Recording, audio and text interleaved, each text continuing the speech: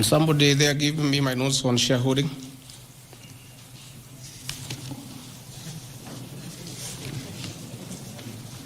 Yeah, I have them here. That's okay. Yeah, this is an important one. There are several. I had not. There are a few silly ones. There's one that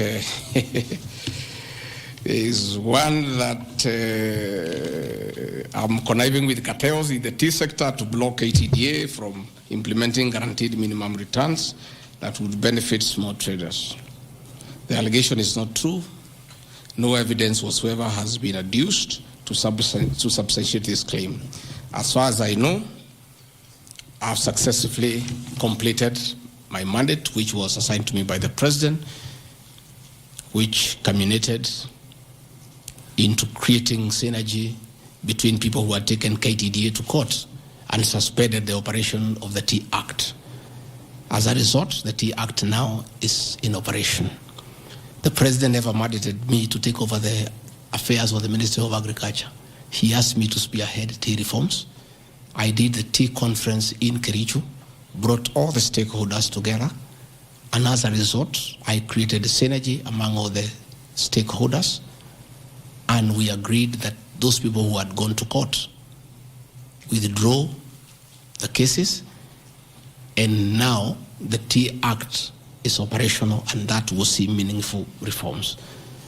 As to claims that I have stopped the selling of tea in Mombasa, there is no evidence to that effect, and I want to call upon the Honorable Mutuse to provide that evidence. Again, in matters coffee, I was given the job by the President to initiate the coffee reforms, which I have done successfully.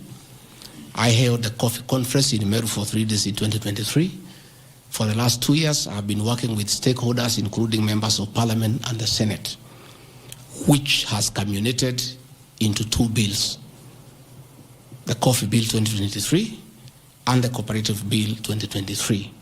These 2 bills, the Coffee Bill 2023 will see the reintroduction of the Coffee Board of Kenya that will market coffee for farmers without putting profit. We have also recommended the reintroduction of the Coffee Research Foundation or the Coffee Research Institute in Roiro to work on better varieties and drought-resistant crops. Through my efforts, again, I've completed my work. The 2 bills are before the National Assembly. I call upon members of the National Assembly immediately after the impeachment process to embark on these 2 bills and see them to fruition so that farmers can enjoy the work we have done in coffee reforms. I have seen another absurd, that I have taken control of a local cooperative society in Madera constituency where I was a member of Parliament. This is false. I should be told which society by name, because I know all the societies. I know all the farmers by name. It's really ridiculous. Again, there is no evidence. There is nothing. It's just trying to spoil my name before the people of Madera who elected me as their member of Parliament. On the issues of shareholding, I think this matter has been discussed for a long time, and I think it's good tonight I put it in proper perspective. I wish to state that the allegation is equally false. None of my family members, allies, or associates are in control of any cooperative society in Madera. That one I had done. In shareholding by virtue of the provisions of the 3rd schedule of the Political Parties Act, the constituent parties of Kenya Kwanza Coalition entered into various agreements which were deposited with the Speaker of the National Assembly and the Speaker of the Senate for purposes of Article 108 of the Constitution of Kenya. 16.2, the following were members parties of Kenya Kwanza: UDA, ANC, Ford Kenya, PAR, Farmers Party, Chama cha Kazi, Communist Party, Economic Freedom Party, the Service Party, Tujibebe wa Kenya Party, Umoja na Maendeleo Party of Kenya, and the Democratic Party of Kenya. In accordance with provisions of Clause 3E of Schedule 5 of the Political Parties Act, each of the agreements contained in a power sharing development agenda for certain regions in Kenya. I attach here copies of the said agreement. I'll give you the Kenya Kwanza agreement so that you know when I talk about shareholding, I'm not talking about Kenyans, I'm talking about this agreement that was signed by President William Ruto and almost everybody else on how power will be shared. I've never talked about sharing resources. I have been talking about power sharing for people to get what they deserve in sharing power in accordance with this agreement. Like, for example, in an agreement between UDA, ANC, and Ford Kenya, the UDA would nominate the president and the deputy presidential candidates, which has happened. I got my share, although I have no share certificate. The president would guarantee the stature, dignity, financial and operational autonomy of those of the deputy president. It's in the agreement. The office of the deputy president will be allowed specific duties identified at Article 21 of the agreement. ANC will be allocated a position of prime cabinet secretary to be established within 14 days. It was given to Musalia. The office of the deputy president, Ford Kenya will be allocated the position of the Speaker of the National Assembly, which was given to Moses Wetangula. In accord with Article 2.1 of the Power Sharing Agreement, ANC and Ford Kenya would have a 30% share of national government positions. So, the Honorable Musalia Mudavadi, the Honorable Wetangula, and the people of Western, please don't condemn Rigathi Gachagua. The agreement is here, defining your share in the government. It is not me. I did not sign this document. It was signed by Musalia, Wetangula, and President William Ruto. So when I say about this share thing in terms of positions, I've never talked about resources, about development, although it is also here, is that regions bargained with the president for shares. Musalia Mudavadi and Moses Wetangula bargained for 30% of shares within the Kenya Kwanza government, although they were also supposed to give us 70% of the vote, which they did not. Nevertheless, since they gave a certain vote, they are still entitled to some share one way or another. So it is not Rigathi Gachagua who said that a government is like a company. It is the agreement of the Kenya Kwanza, which I will be tabling in the National Assembly. It is not me. It went ahead to say it. He said, ANC and Ford Kenya would have 30% share of national government positions. That is cabinet secretaries, principal secretaries, high commissioners, ambassadors, diplomatic and consular representatives, chairpersons of state corporations, directors of state corporations, chairpersons and commissions, constitutional commissions, provided the 30% share is to be shared equally between the ANC and Ford Kenya.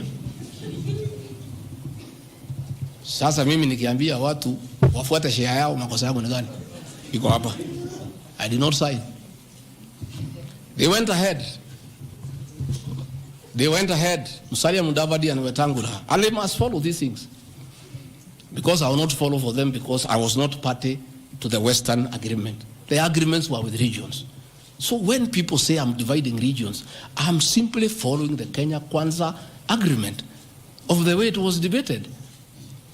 They went ahead and said, Article 22 of sharing agreement set out a list of priority projects which Kenya Kwanza would endeavor to fulfill in the ANC and Ford Kenya strongholds of Western Kenya between 2022 to 2027 on a priority basis. Musalia Mudavadi and Wetangula signed a package for Western Kenya. I have never heard anybody call them tribalists, but they signed an agreement demanding for Western Kenya. They demanded, and it was agreed it will be done. Completion of all incomplete or stored bitumen roads.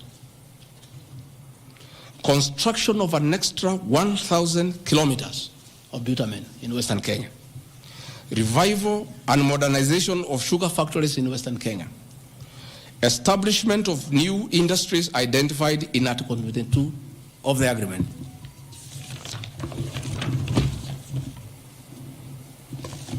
Ladies and gentlemen, this is the Kenya Kwanza Agreement on shareholding.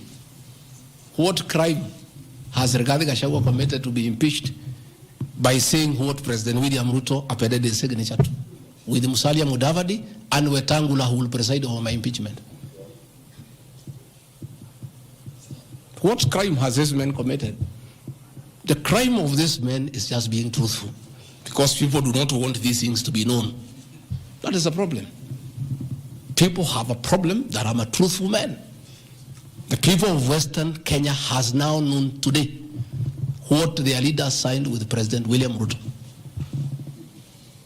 It is upon them to demand their share as per this agreement.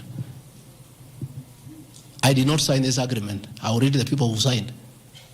But because I was present and I'm a truthful man, I fight for the people of Western Kenya. Power sharing agreement between Kenya Kwanza and PAR of Amason Kingi. I want to give two examples. Yeah? In accord with Article 8 of the agreement, PAR would be allocated the position of the Speaker of the Senate. He negotiated for himself. Let's be truthful.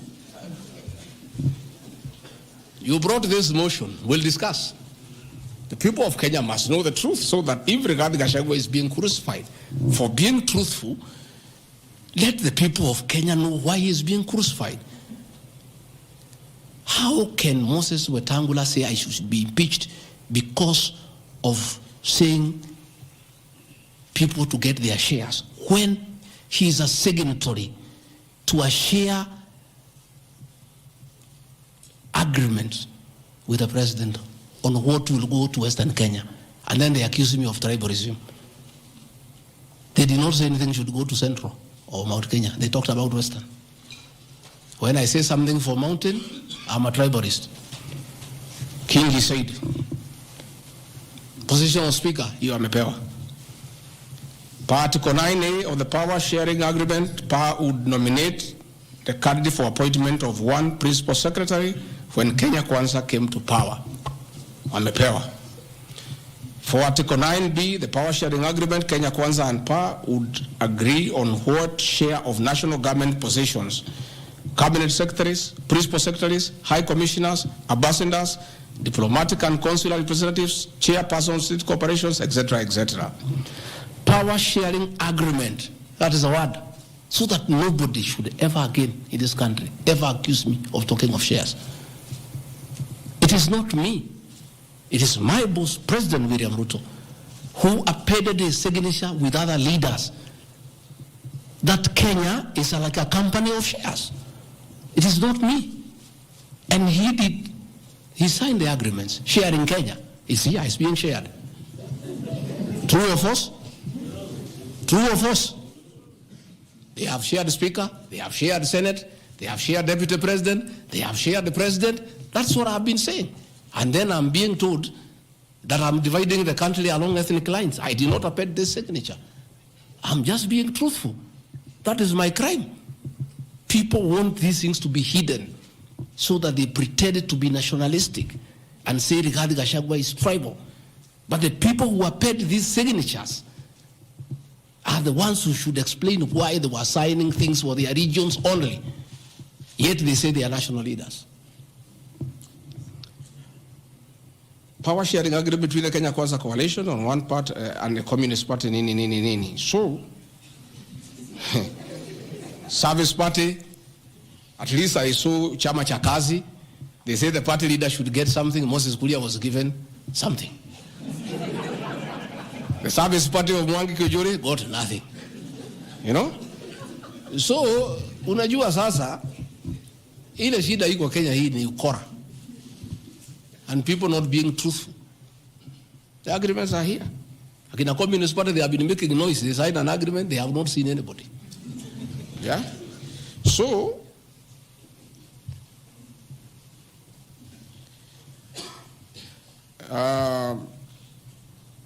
My speeches on the shareholder issue are informed by their aforesaid power-sharing covenants, which are founded on law and lessons learned from the well-known disputed 202 NAC power-sharing agreement.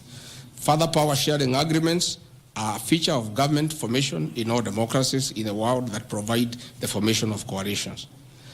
My pronouncements on the issue, properly understood, are not only anchored in law, but entirely harmless and incapable of being construed as a basis for ethnic animosity, a danger to national cohesion, or a threat to national unity. On the contrary, coalition building has been one of the most important innovations since the disputed 2007 elections in ensuring stability, equitable sharing of political power, national cohesion, and fostering of national unity. Indeed, Kenya Kwanza's main opponent in the 2022 general election, Azimio la Umoja, One Kenya Coalition Party, was a political party consisting of 25 or so political parties who also executed a power-sharing agreement as required by Schedule 3 of political parties. However, notwithstanding of the said power-sharing agreements, upon election as the Deputy President of Kenya, I went out of my way, as required by the Constitution of Kenya, to serve all Kenyans regardless of their political preferences during the election or ethnic origin. I'll produce videos or all those things. Again,